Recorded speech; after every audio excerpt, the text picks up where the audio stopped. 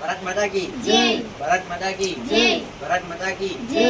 जय श्री राम। జై శ్రీరామ్ जय श्री राम। జై శ్రీరామ్ जय श्री राम। జై శ్రీరామ్.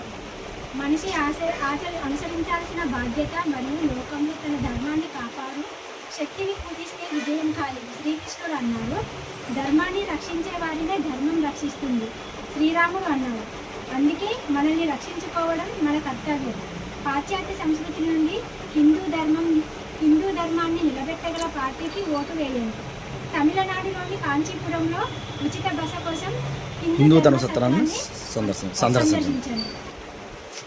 మనమందరం హిందువులం. మనమందరం హిందువులం. మనమందరం హిందువులం. మనమందరం హిందువులం.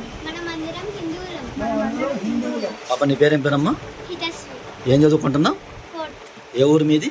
మాది కరీంనగర్. మీరు ఎంతమంది వచ్చారు? 5 మీది ఏ స్టేటు? తెలంగాణ. ఓకే, మీరు ఎప్పుడు వచ్చారు ఇక్కడికి? నిన్న డేట్ ఏం చెప్పబోతే ఇవాళ 6th డేట్ ఎప్పుడు చెప్తావా? డేట్ ఎప్పుడు? 5th ఏ నెల? 7th జూలై 2 నెలలు. ఓకేనా? ఎప్పుడు వచ్చారు? రాత్రి ఏ టైం ఎస్టిమేషన్? రాత్రి వచ్చారు కదా? ఓకేనా? ఓకే సార్, మీ పేరు చెప్పండి ఒకసారి. నా పేరు తిరుమల. ఏ ఊరు, డిస్ట్రిక్ట్ మొత్తం? మా కరీంనగర్ జిల్లా తెలంగాణ నుంచి వచ్చాము. మేము నిన్న సాయంత్రం 5th జూలై 2026 వచ్చాము. మీరు బాగా చూసుకున్నారు, మాకు ఎలాంటి ఇబ్బంది లేకుండా. ఇందుకోసం మీరు చాలా కష్టపడుతున్నారు.